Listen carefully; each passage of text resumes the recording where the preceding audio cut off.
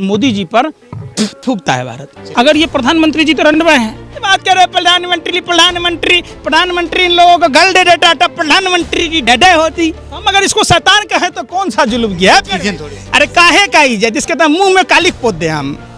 फिर प्रधानमंत्री चलिए आप विरोध कीजिए, विरोध करने के लिए कोई मना नहीं करता, लेकिन आप प्रधानमंत्री को नीच कह रहे हैं, थोड़ा इज्जत कर लीजिए, थोड़ी सी इज्जत कीजिए ना प्रधानमंत्री। अरे प्रधानमंत्री थोड़ी सी इज्जत की। जिस तरीके से हनुमान जी ने लंका को जलाया, ये बंदर की तरह उछल उछल के गया, ऐसे कूद कूद के जला दिया पूरा देश। भाइयों बहनों मित्रों, 2-4 इनके जो अंधभक्त हैं, कुत्ते के पिल्लों को 7 दिन में आंखें खुल जाती है और इन अनभक्तों को 7 साल से आंख नहीं खुल रही। दोस्तों नमस्कार, मैं हूं आपका दोस्त जाहिद, आप देख रहे हैं डेली न्यूज़। इस वक्त हम मौजूद है हरियाणा के खोरी गांव में। हमारे साथ यहाँ पे पंकज जी यहाँ पे दिख रहे हैं, जो कि प्रधानमंत्री मोदी का बैनर लिए खड़े हैं और यहाँ पे लिखा हुआ जहाँ झुग्गी वही मकान। इनसे हम जानने की कोशिश करेंगे कि आखिर क्यों पंकज श्रीवास्तव आज जो है मोदी जी का बैनर हाथ में लिए खड़े हैं। सर, सबसे पहले मैं आपसे ये जानना चाहूँगा कि आप मोदी जी का बैनर क्यों लिए हुए हैं? लगातार प्रधानमंत्री मोदी मोदी जी 2012, 13, 14 में भारत की हर समस्या का समाधान था उनके पास में जादू की पुड़िया हुआ करती थी।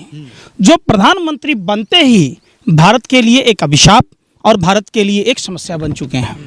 प्रधानमंत्री जी और लगातार बोलते थे कि मेरा संकल्प है, भाइयों बहनों मित्रों, मेरा संकल्प है हर आदमी को पक्का मकान मिले, जहां झुग्गी वहीं मकान मिले। पूरे देश को बरगलाया गया।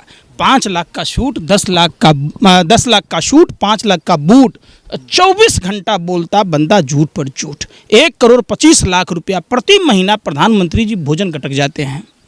अब समझिए, आप अगर भ्रष्टाचार के आकंठ में मोदी जी इतने डूबे हैं, इतने अमानवीय, निष्ठुर, इतने जुल्मी और दरिंदे, इतना इसका जो चेहरा है, असली चेहरा लोगों को, अगर ये प्रधानमंत्री जी तो रंडवा हैं, प्रधानमंत्री जी को परिवार होता तो प्रधानमंत्री जी को पता होता कैसे पेट काट कर यहाँ के लोगों ने, खोरी गांव के लोगों ने चौका बर्तन करके, रिक्शा चलाकर, ठेला चलाकर, ऑटो चलाकर, कॉन्ट्रैक्टर का नौकरी करके, प्राइवेट जॉब करके, कुछ भी करके अपना पेट काट कर, बच्चों का अरमान मानकर, अपने घर परिवार की खुशियों को त्याग कर 2 रुपया 4 रुपया जमा करते हुए किस्तों में ज़मीन ली थी। ये कोई आज की बसी हुई बस्ती नहीं है। और यहाँ के रहने वाले लोगों ने मेहनत मजदूरी करके, मजदूर किसी भी देश का रीढ़ होता है, आप रीढ़ को तोड़ रहे हैं। आप अनप्लान्ड लॉकडाउन में मजदूरों के लिए बसें ट्रेनें बंद कर दी। आज यहाँ 80,000 से 1 लाख की आबादी वाला ये खोरी गांव सूरजकुंड और तुगलकाबाद एक्सटेंशन के बीच में पड़ता है। कहीं ना कहीं इनके व्यापारिक मित्रों को, जिनसे ये पार्टी फंड में चंदा लेते हैं, उनकी नज़र होगी इन पर। आप कहाँ लिखा है, कौन से धर्म ग्रंथों में लिखा हुआ है भाई? आप राम और कृष्ण की बात कहते कहते आप देश के ही आवाम को लूट रहे हैं। हिंदू खतले में है, हिंदू खतले में है। बंगाल में जय श्री राम नहीं बोलने दिया जाता है। बिहार में चुनाव नहीं जीते तो ये पाकिस्तान हो जाएगा। 3 देशों को हिंदुओं की लाने की बात हो रही थी। तो आपको क्या बिगाड़ा हिंदुस्तान का हिंदू? क्या बिगाड़ा खोरी गाँव का हिंदू? क्या आपने मंदिरें तोड़ दी? यहाँ 25 से 30 मंदिर हैं, 10 मस्जिद हैं, 4 गिरजाघर है, 1 गुरुद्वारा है। आपने गुरुद्वारे को तोड़ दी। आप निशान साहब का झंडा लगा के बंगला साहब गुरुद्वारा में मत्था टेकने जाते हैं। पानी नहीं आ रही, लोग कैसे जी रहे? कीड़े मकोड़े से भी बदतर स्थिति मोदी जी ने बना दिया, पूरे देश की बना दी। लोगों ने कहा था ना, वोटिंग के टाइम में, चुनाव के वक्त लोगों ने कहा था कि हमें ये विकास नहीं चाहिए, हमें मकान नहीं चाहिए, हमें रोजगार नहीं चाहिए, हमें शिक्षा नहीं चाहिए, हमें मंदिर चाहिए। किसने कहा? तो मंदिर बन रहा है, जनता ने कहा है, जनता ने कहा है। आखिर लोग वोट दिए, लोग भारतीय जनता पार्टी को वोट दिए, तब तो सरकार बनी ना। अरे वोट ईवीएम हैक करके बना। आप समझिए, 2-4 इनके जो अंधभक्त हैं, कुत्ते के पिल्लों को 7 दिन में आंखें खुल जाती है और इन अनभक्तों को 7 साल से आंख नहीं खुल रही। ये अब समझो, गधे को मालूम है कि ये बिस्लरी के पानी नहीं है। जहाँ पे हार जाते हैं तो ईवीएम है, जहाँ पे जीत जाते हैं। अरे सुनिए ना, जहाँ मजबूती के साथ, बंगाल में मजबूती के साथ आदमी था नहीं, कैसे एक ईवीएम में आप एक बूथ पर 70 आदमी रजिस्टर्ड थे, वोटर थे, वहाँ 171 वोट गिर गया। बता दीजिए आप हमको, ये कौन सा दिन निकल गया था? आप बताइए बात। असम में निकला था कि नहीं निकला था? आप पत्रकारिता करते यार, आप देखते नहीं, कहते हाँ ऐसे हो गया। आप देखिए बात मेन मुद्दे पर आई है। बीजेपी हम किसी धर्म पे नहीं जाते, बीजेपी हिंदू की रक्षा की बात करती है ना। ये हिंदू की रक्षा है, कहते हैं कि अरे ये प्रधानमंत्री हिंदू की रक्षा है। कहते हैं आप सुनिए, प्रधानमंत्री मोदी हिंदू हृदय सम्राट है। कौन हृदय सम्राट है? प्रधानमंत्री मोदी सन्यासी हैं, अरे योगी सुनिए ना, आदित्यनाथ हिंदू अरे हृदय भैया सम्राट है। सुनिए पत्रकार महोदय, रामायण आपने देखी है? आप समझिए, आपने रामायण देखी है? माँ सीता, जब माँ सीता को ठगने के लिए कौन आया? रावण बाद में आया, पहले कौन आया? मारीची, सोने का हिरन बनके। माँ सीता का दिल आ गया कि सोने का हिरन चाहिए। जब वही मारीची सोने का हिरन बन के भाग रहा था तो रामचंद्र जी गए, लक्ष्मण जी गए, लक्ष्मण जी रेखा खींच के गए, लक्ष्मण रेखा से लोग सीता माँ पार हुई। जब सोने की लंका में रावण साधु का भेष पकड़कर भगवा वस्त्र पहनकर आया, माँ सीता को उठा के ले गया, तो वहाँ हे राम। भारत की जनता का ऐसा ही स्थिति है। ये चौकीदार बनकर आया, प्रधान सेवक बन के आया और अपने ही देश को गर्त में ढकेल दिया। ये चौकीदार चोर ही नहीं, डकैत है, लुटेरा है। जितना मुगल बादशाहों ने, फिर सुनिए बाहर है, फिर प्रधानमंत्री का काम है कि नेपाल से भी पीछे देश को कर दीजिए। ये प्रधानमंत्री का काम है कि देश का वैक्सीन बाहर के देश में भेज दीजिए। ये प्रधानमंत्री का काम है जो देश का सर्जिकल सामग्रियां बाहर के देश को भेज दीजिए। क्या प्रधानमंत्री का काम है कि पतंजलि किसका है बताइए आप? आज खाद्यान्न के तेल 70 रुपए का तेल 200 रुपये पार करने को है, डबल सेंचुरी पार कर चुका है। तो क्या है, कृषि कानून का विरोध करना गलत है? क्या समझाते हैं आप फिर वही बात रामदेव का है ना, बीजेपी का थोड़ी ना है। अब बीजेपी का नहीं है तो कौन है? कौन है ना जा रहे? फिर सुनिए ना, 7 साल पहले जो षड्यंत्रकारी, जो देश की दुर्दशा के लिए अन्ना हजारे, बाबा रामदेव जो साइकिल पर मट्ठा बेचता था, आज विदेशी गाड़ी पर कैसे घूमता भैया? बाबा रामदेव को 1 रुपये की कीमत पर जमीन पट्टा पर दीजिएगा, अपने औद्योगिक मित्रों को दीजिएगा, और लोगों को 25 गज का जमीन नहीं दीजिएगा, एक मकान नहीं दे सकते हैं। वाह वाह, अब बोल दिया तो कहते हैं हर बात में विरोध करते हैं। काम क्या अच्छा किया सो ना बताइए? देश में कोरोना फैलाया मोदी जी ने, जिस तरीके से हनुमान जी ने लंका को जलाया, ये बंदर की तरह उछल उछल के गया, ऐसे कूद के जला दिया पूरा देश। रैली करना जरूरी था तो विरोध नहीं करें।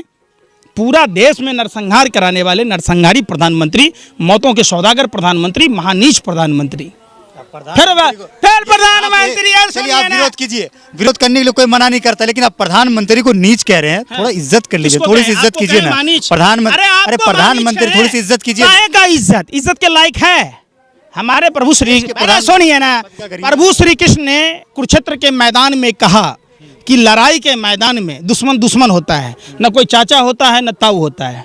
हम हिंदू हैं ना, हम धर्म अधर्म की बात करते हैं ना। रामायण में आपने देखा होगा, या महाभारत या करबला की लड़ाई को हिंदू मुसलमान में नहीं ना हुई थी, अपने ही समाज के शैतानों के बीच में हुई थी। तो ये शैतान प्रधानमंत्री है, तो हम अगर इसको शैतान कहें तो कौन सा जुल्म किया है? अरे काहे का इज्जत, इसके तो मुंह में कालिक पोत दे हम, हमारा बस चले सामना सामनी हो, मुंह में कालिक पोत दे, कहे कि चुल्लू भर पानी में डूब मरो, बेशर्मो, शर्म नहीं आती? तुम रंडवे हो तो क्या पूरा देश रंडवा है? पूरे देश का बीवी बच्चे नहीं है, कहाँ रहेगा बताओ? कैसे बात कर रहे हैं? प्रधानमंत्री इन लोगों को गल दे देता था, प्रधानमंत्री की डेडे होती तो ये प्रधानमंत्री जी पर पूरा देश थूकता है। तो ये प्रधानमंत्री देता है हमें प्रधानमंत्री। आप कह रहे पूरा देश प्रधानमंत्री पे थूकता है, आप इस तरीके से कर रहे हैं ना, पूरा देश थोड़ी कर रहा है। अब बंगाल में देखिए ना, 3 सीट से कहां पहुंच गए। आजादी की लड़ाई पूरा देश लड़ा था, भगत सिंह पूरा देश बना था। हर देश के नागरिक को ये देश की दूसरी आज़ादी की लड़ाई जो हमारे देश के पालनहार अन्नदाता किसान भाई लड़ रहे, समझना होगा। प्रधानमंत्री के झूठ और फरेब को, हर को मंगल पांडे, हर को चंद्रशेखर आज़ाद, हर को अशफाकुल्ला खां, हर को भगत सिंह बनना होगा। अच्छा, एक सवाल, आखिरी सवाल मैं आपसे करना चाहूँगा कि अभी एक राम मंदिर का मुद्दा सामने आया जिसमें कि 2 करोड़ रुपए की ज़मीन खरीदी गई थी, कुछ ही देर के बाद, मतलब 10 मिनट के बाद जो उसको 18 करोड़ में एग्रीमेंट करवाया गया। 10 नहीं 5 मिनट सुनिए। राम जन्मभूमि तीर्थ विकास समिति जो ट्रस्ट बना, प्रधानमंत्री ने बनाया और सारे प्रधानमंत्री के लोग हैं। वो मिश्रा जी भी प्रधानमंत्री के करीबी हैं, वो उपाध्याय जी जो अयोध्या के मेयर हैं वो प्रधान। आपको पता है जब आडवाणी जी रथ यात्रा निकाले थे, हर ईंट पर जय श्री राम लिख के पैसे वसूले गए थे। आप समझिए, जब लार्सन एंड टुब्रो कंपनी को सरकारी ठेका मिला मंदिर बनाने का, तो ये फिर दोबारा चंदा मांगे। ये सारे 1400 करोड़ रुपया का था, विश्व हिंदू परिषद का गबन है। आप 18.5 करोड़ का चर्चा कर रहे हैं। जो उस समय राम मंदिर के नाम पर पैसे वसूले गए, वो पैसे कहाँ हैं? कौन पछवाड़े में डाल लिया? ये बीजेपी चुनाव प्रचार जो किया, कहाँ से किया? सारे भाजपा के नेता चंदा चोर हैं। अभी खुद प्रधानमंत्री चंदा चोर हैं। आपको बता दूं, प्रधानमंत्री राहत कोष जो कैग से निगरानी में होता था, उसको बंद करके प्रधानमंत्री ने पीएम केयर फंड चालू किया। पीएम केयर फंड में किन किन लोगों ने पैसा दिया? अगर प्रधानमंत्री जी राजा हरिश्चंद्र होते तो पूरी डाटा सौंपते कि पैसा इन लोगों से आया। अगर हिंदुस्तान की आबादी को 1-1 करोड़ रुपया भी दिया गया होता तो पीएम केयर फंड का पैसा खत्म नहीं होता। प्रधानमंत्री खुद चंदा चोर है और इसको, इन लोगों को तो बचपन से आदत है चोरी करने का। ये कहते भाइयों बहनों मित्रों, छोटी चोरी पर माने डाटा होता तो आज ये बड़े चोर नहीं बने होते, लुटेरा नहीं बना होता। क्या करे बेचारी, घर में चोरी किया प्रधानमंत्री ने, गहने जेवर की। इनके पिताजी की हार्ट अटैक हो गई। चाय की दुकान पर बटुआ की चोरी की। अगर उस समय इनकी माँ ममता में नहीं रहती, प्रधानमंत्री को डांटा होता, तो आज देश में इतनी बड़ी चोरी नहीं होती। लेकिन एक चीज़ है ना कि आप लोग प्रधानमंत्री का विरोध कीजिए, अगर उनका नीति आपको सही नहीं लगता विरोध कीजिए, लेकिन आप लोग गलत शब्दों का भी प्रयोग करते हैं। सुनिए ना, चोर को चोर नहीं कहेंगे तो राजा हरिश्चंद्र कहेंगे? एक बात बताइए, अगर बाबा रामदेव को, सुनिए, बाबा रामदेव को आप जैसे कहते हैं आप लोग बाबा रामदेव, अगर रामदेव तो अरे सुनिए ना, लाला हरामदेव है, सुनिए, लाला हरामदेव जैसे लोगों को बाबा कहिएगा तो गौतम अडानी को क्या कहिएगा? शंकराचार्य।